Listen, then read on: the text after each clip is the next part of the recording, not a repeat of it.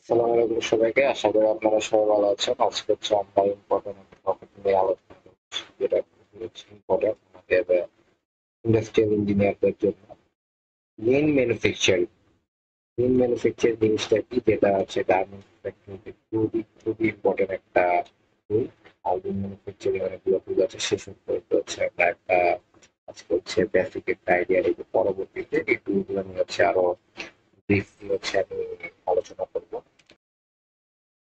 তো Lin manufacturing কি? Lin manufacturing হচ্ছে একটা সিস্টেমেটিক মেথোডোলজি, যেটা হচ্ছে আমার যে ওয়েস্টেজ আছে সেটা হচ্ছে আমাদের ইলিমিনেশন করবে। হচ্ছে কন্টিনিউয়াস ইমপ্রুভমেন্ট থাকবে, কাস্টমার স্যাটিসফ্যাকশনটা কাজ করবে। আর এই যে কাজগুলো থাকবে, সেই কাজগুলো যাতে আমার প্রোডাক্টিভিটির উপর কোনো যাতে হ্যাম্পার না হয়, সেদিকে হচ্ছে আমার ফোকাস রাখতে হবে। তো বেনিফিটস অফ লিন ম্যানুফ্যাকচারিং আমার হচ্ছে, যেটা আগে বললাম, প্রোডাক্টিভিটি এন্ড কোয়ালিটি হচ্ছে আমার ওকে থাকতে হবে। আমাদের যে ডাব্লিউ ইনভেন্টরি জায়গা হচ্ছে ওয়ার্কিং থাকে, সেটা হচ্ছে আমাদের রিডিউস করতে হবে। আমাদের ওয়েস্টেজ হচ্ছে ইলিমিনেশন করতে হবে, বা কোনো বটলনেক থাকলে সেটা হচ্ছে আমাদের ইলিমিনেশন করতে হবে। আমাদের ইনভেন্টরি যে এরিয়াটা আছে সেটা হচ্ছে রিডিউস করতে পারে আমরা যদি লিন ম্যানুফ্যাকচারিং ফলো করি। পর হচ্ছে সাইকেল আর লিড টাইম, সেটা হচ্ছে আমরা রিডিউস করতে পারবো। প্রোডাকশন ফর কন্ট্রোল অটোমেশন, আমরা হচ্ছে প্রোডাকশন ফর হচ্ছে আরো স্মুথলি হচ্ছে আমরা ইউজ করতে পারবো, বা আমাদের যে লাইনের যে প্রোডাক্টিভিটি আছে, প্রোডাকশন আছে, আমাদের এফিসিয়েন্সি আছে, সেটা হচ্ছে আমরা লিন ম্যানুফ্যাকচারিং এর মাধ্যমে, লিন ম্যানুফ্যাকচারিং টুল আছে, সেই টুল গুলো ইউজ করে আমরা হচ্ছে ওটা হচ্ছে আরো স্মুথলি হচ্ছে কন্ট্রোল করতে পারবো। আমাদের ম্যান পাওয়ার হচ্ছে আমরা রিডিউস করতে পারবো। তারপর হচ্ছে আমাদের এখানে টাইম কনজিউম হবে, পড়েছে যে স্পেসটা আছে সেই স্পেসটা হচ্ছে আমরা রিডিউস করতে পারবো। আমাদের ভিজুয়াল যে ম্যানেজমেন্ট আছে সেটা হচ্ছে ইমপ্রুভ হবে। ভিজুয়াল ম্যানেজমেন্ট বলতে লাইক হচ্ছে আমাদের যে একটা টার্গেট দেওয়া থাকে, সেই টার্গেটটা হচ্ছে আমাদের সুইং করে দেখা যায় যেখানে টার্গেটে একটা বোর্ড থাকে, সেটা হচ্ছে আমরা ভিজুয়াল ম্যানেজমেন্ট, ভিজুয়াল ভাবে প্র্যাকটিক্যাল ভাবে দেখতে পারতেছি আর কি, সেটাতে হচ্ছে ভিজুয়াল ম্যানেজমেন্ট বলা হয়। পরে হচ্ছে আমার ইফিসিয়েন্সি বোর্ড থাকে, পরে হচ্ছে আমাদের কোয়ালিটি বোর্ড গুলো থাকে, তারপর হচ্ছে আমার ট্রাফিক লাইট এর কিছু হচ্ছে বোর্ড থাকে, যেগুলো হচ্ছে কোয়ালিটির সাথে related। এগুলো নিয়ে হচ্ছে আমি বিস্তারিত হচ্ছে অন্য একটা ভিডিওতে আলোচনা করবো। পরে হচ্ছে আমাদের মেশিন যে down time, machine down time বলতে হচ্ছে আমার এনপিটি, মেশিন যে ব্রেকডাউন, মানে হচ্ছে আমার নন প্রোডাক্টিভ টাইম, কোন কোন সময় হচ্ছে আমার মেশিন হচ্ছে কাজ করে না, আমার প্রোডাকশন হচ্ছে হ্যাম্পার হয়েছে, সেটাকে হচ্ছে মূলত মেশিন ডাউন টাইম বা এনপিটি বলা হয়, নন প্রোডাক্টিভ টাইম। সেটা হচ্ছে আমরা রিডিউস করতে পারবো। আমাদের যে রিসোর্স গুলো থাকবে, আমার যে ইনপুট থাকবে, এক্সেসরিজ থাকবে, সেগুলো হচ্ছে আরো ভালোভাবে অপটিমাইজেশন করতে পারবো। আমাদের তখন কি করে, আমাদের হচ্ছে এমপ্লয় হচ্ছে আরো স্যাটিসফাইড হবে, তাদের হচ্ছে প্রফিট যেটা আছে সেটা হচ্ছে আরো ইনক্রিজ হবে, সাস্টেনেবিলিটি হচ্ছে এই জায়গায় হচ্ছে আরো ইনক্রিজ হবে।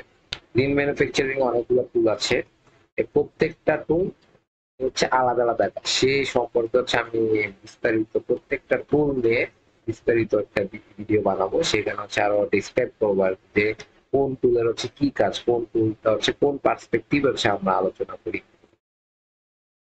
তো যাতে আমার পছন্দ না থাকে, এই জন্য হচ্ছে ফাইলিস্টটা ইউজ করা। পরে কেপিআই, কেপিআই হচ্ছে কি পারফরমেন্স ইন্ডিকেটর, এটা হচ্ছে প্রত্যেকটা এমপ্লয়ের সাথে হচ্ছে রিলেটেড।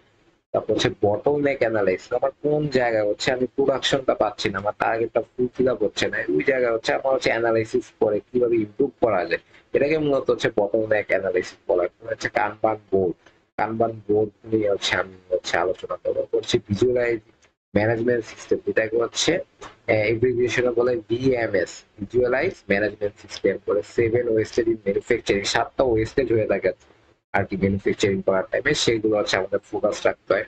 জিনিসটা কি গেম হচ্ছে আমি নিজে হচ্ছে ফ্লোরে যাব, ফ্লোরে গিয়ে দেখবো কোন কোন জায়গায় কি কি প্রবলেম, সেগুলো হচ্ছে শর্ট আউট করবো। পরে হচ্ছে আমি এগুলো হচ্ছে ফাইন্ড আউট করে কি করবো, এই প্রবলেম গুলো হচ্ছে সলভ করবো। মানে হচ্ছে আমি নিজে যাচ্ছি ওই জায়গাটা, এটা হচ্ছে মূলত হচ্ছে গেমটা, আমি নিজে গিয়ে ফিজিক্যাল ভাবে হচ্ছে সবকিছু দেখবো। এটা হচ্ছে মূলত হচ্ছে গেম, হচ্ছে কন্টিনিউয়াস ইমপ্রুভমেন্ট, যেটাকে হচ্ছে কাইজেন বলা হয়। টোটাল কোয়ালিটি ম্যানেজমেন্ট, এটা হচ্ছে আমার কোয়ালিটির সাথে রিলেটেড। পড়েছে পেরিটো অ্যানালাইসিস থাকে, তারপর রুট কজ অ্যানালাইসিস থাকে, পড়েছে continuous flow, right first time, right first time. বা আরেকদিকে আমি একটা হচ্ছে প্রোডাক্ট হচ্ছে মেক করলাম, প্রোডাক্টটা ফার্স্ট টাইমে হচ্ছে আমার বডিটা ওকে ওকে হলো, আর মানে হচ্ছে বডির ভিতরে গার্মেন্টসটাকে বোঝানো হয়েছে, গার্মেন্টসটা ওকে হলো, এটাকে মূলত হচ্ছে রাইট ফার্স্ট টাইম বলা হয়। পড়েছে এই থ্রি প্রবলেম সলভিং মেথড থাকে, হচ্ছে PDCA, plan do check act, হচ্ছে ওয়েস্টেজ, পড়ছে মুরা থাকে, হচ্ছে overall equipment effectiveness, standardised work, পোকাইও, মানে হচ্ছে মিস্টেক প্রুফিং বা হচ্ছে বিরল কপি মানে হচ্ছে কি, মনে করেন আমার হচ্ছে একটা ওভারলক মেশিনটা আমি হচ্ছে আমার যে অপারেটর সে ইউজ করার আগে তাকে হচ্ছে চেক করতে হবে যে আইএলটা ঠিক আছে নাকি, নিডেলটা ওকে আছে নাকি, মানে মেশিনটা হচ্ছে ওকে আছে নাকি, ফার্স্টে হচ্ছে আমি চেক করে দেব। এটাকে বলা হয় পোকাইও। মানে যদি নিডেলটা যদি ওকে না থাকে, নিডেল ব্রোকেন থাকতে পারে, আমার স্টিচ ঠিক মতো না হয়, তাহলে হচ্ছে ওদের অর্ডার হতে পারে, এটা মূলত হচ্ছে পোকাইও। মানে হচ্ছে আমি যে কাজটা করবো সেই কাজটা করার আগে আমাকে কিছু হচ্ছে জিনিস হচ্ছে আমাকে কি করতে হবে, মেনটেন করতে হবে, যাতে ওই এক্সিডেন্টটা না হয়। পরবর্তীতে যে কাজটা করবো ওই জায়গায় যাতে অল্টার না হয়, এক্সিডেন্টটা না হয়। হচ্ছে silver manufacturing, total productive maintenance, যাকে টিপিএম বলা হয়, জিরো কোয়ালিটি ডিফেক্ট।